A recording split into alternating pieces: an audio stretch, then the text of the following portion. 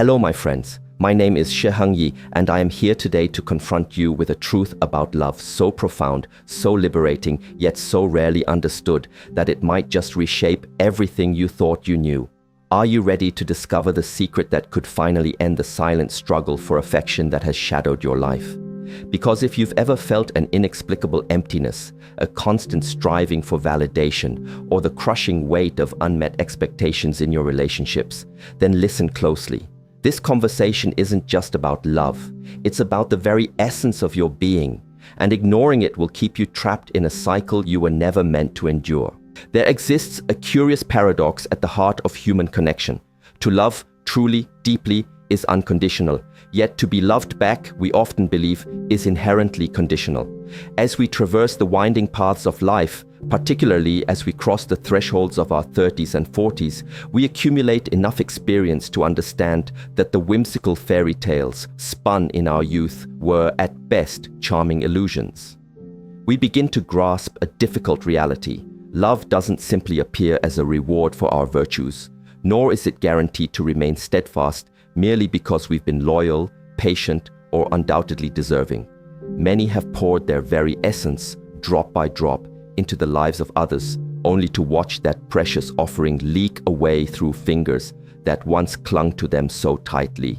Others still share the same roof with their chosen companions, yet find themselves feeling like a lonely stranger at their own table, adrift in a sea of unspoken distance.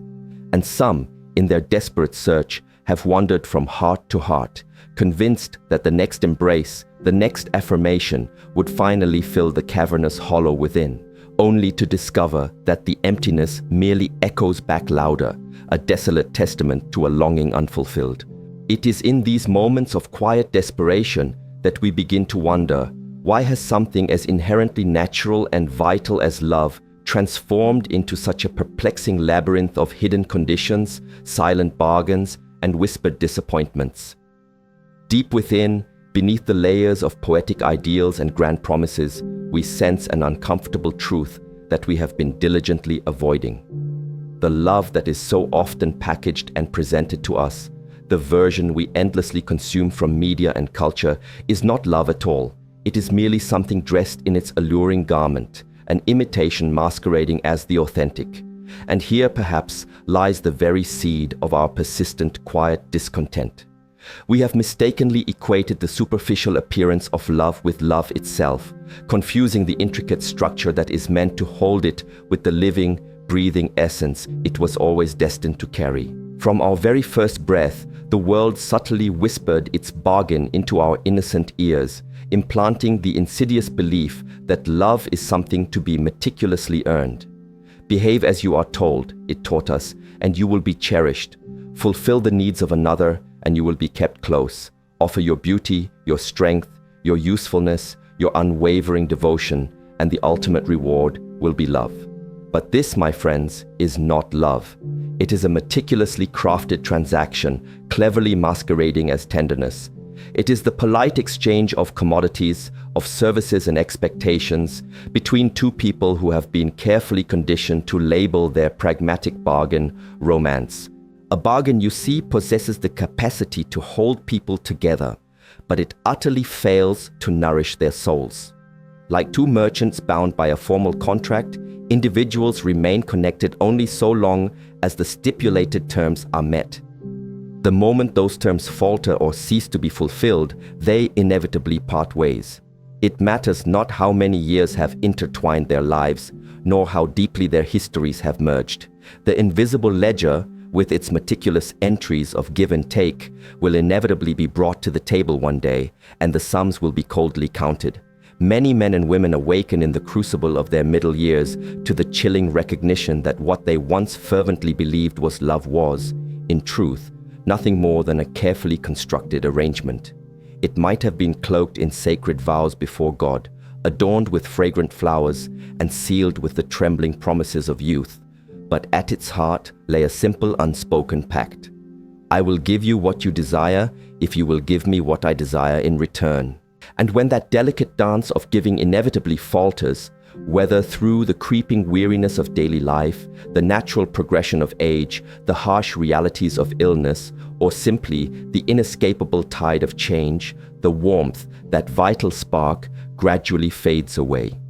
The eyes that once sparkled with genuine delight at your arrival now merely glance past you, as if you have become little more than a transient shadow in the room. As children, we were never truly taught that such a conditional love is essentially a performance. And like all performances, it is destined to eventually conclude. When you tragically mistake this intricate bargain for love itself, you condemn your precious years to a quiet, ceaseless exhaustion. You continuously pour out your time, your loyalty, your unwavering devotion, earnestly believing that this will somehow secure the profound longing that resides within your very soul. But what you have truly secured is not love, only the temporary continuance of an arrangement, a temporary truce in the battle for affection. It is for this reason that many, after years of faithful and often sacrificial giving, find themselves utterly bewildered when the warmth mysteriously evaporates. It is not necessarily because anyone actively ceased to care, but simply because life, in its inherent nature, moved on, as all things inevitably do. Nothing in this universe stands perpetually still. Even ancient stone eventually wears away. Even resilient plastic warps with the relentless march of time. The man or woman you first encountered has profoundly changed, just as you yourself have evolved. And the fragile bond built upon those fixed, static terms begins to strain and fracture under the immense weight of impermanence. Yet there exists another, even more challenging truth to swallow. When the precise demands of the underlying bargain are no longer met, the carefully constructed mask will, without fail, begin to fall. In the stark absence of what they once sought from you, be it comfort, unwavering affirmation, or a sense of security, some individuals will reveal to you their true, unvarnished selves. The tenderness you once believed was an intrinsic part of their nature may vanish like mist, revealing not necessarily outright cruelty, but perhaps a profound hollowness, a barren space where genuine love was, regrettably, never truly rooted.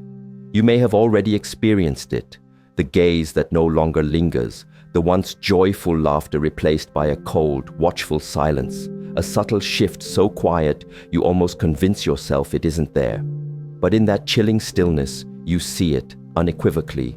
You were cherished, not for your inherent being, for the unique person you are, but for the specific service, the role you dutifully rendered. And when such a fragile union inevitably falters, it doesn't merely end, it unravels something deep within your very core. It leaves you standing amidst the ruins, gazing upon the wreckage, asking the haunting question, were you ever truly loved, or were you only ever necessary? No, my friends, love is neither a marketplace bargain nor a constricting chain.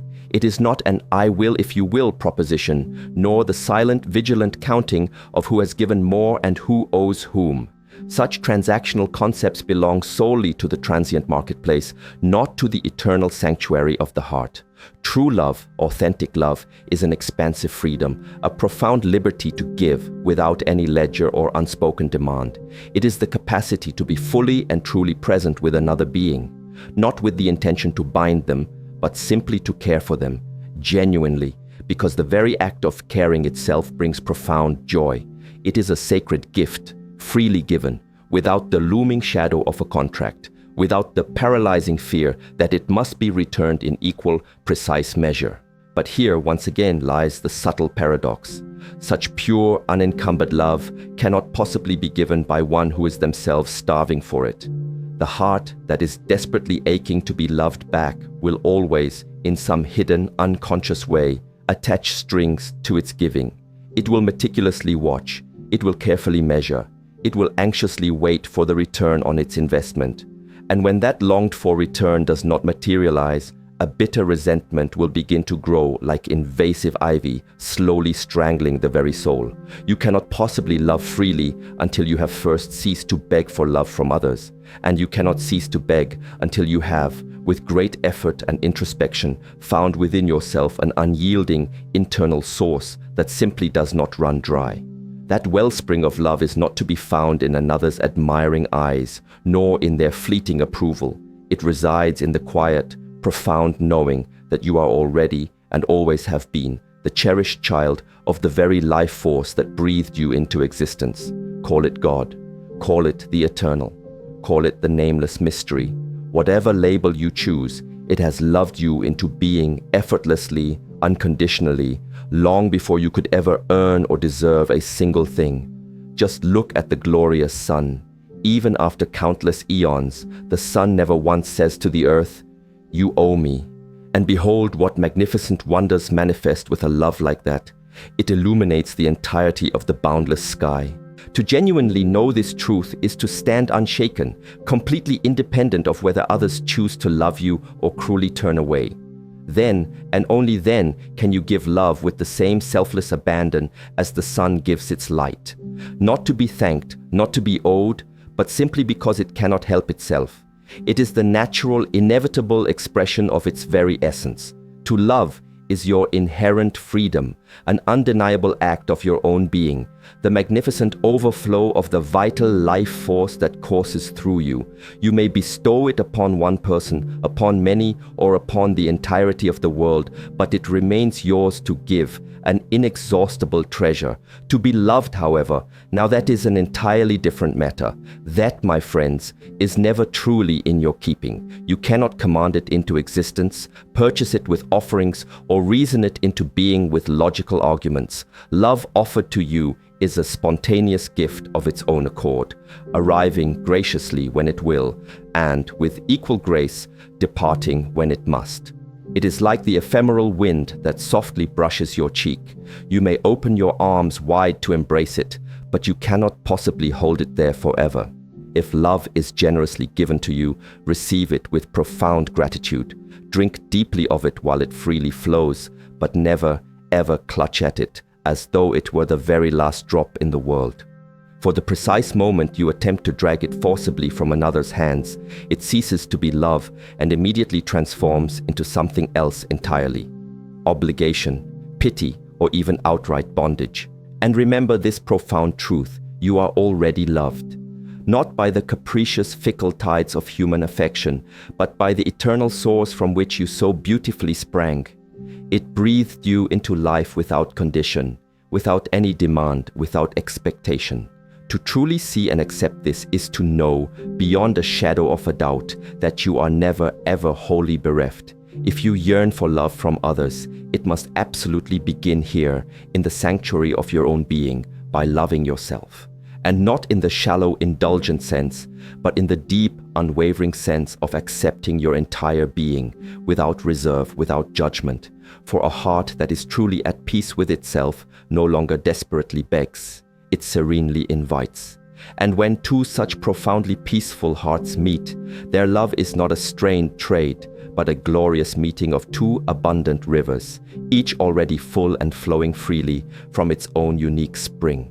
When two individuals who have conscientiously learned to dwell in a profound state of peace within themselves converge, their meeting is not one of need or deficiency. They do not come together to be filled, for their own cups are already overflowing with a deep internal wellspring of love and contentment. They do not arrive at each other's door like weary beggars, with empty bowls desperately outstretched. Rather, they come as generous givers, each carrying an abundance that gracefully spills over the brim, ready to be shared without expectation. In such a truly evolved union, there is no convoluted bargaining, no invisible scorekeeping, and no quiet dread concerning who owes whom. Love is not offered as a means to earn something, nor is it ever withheld as a tool to punish or manipulate. It moves with the effortless grace of breath itself, with the natural rhythm of the tide that rises and falls without needing to be told what to do. Here, in this authentic space, the profound joy is found not in the act of taking, but in the sacred act of sharing.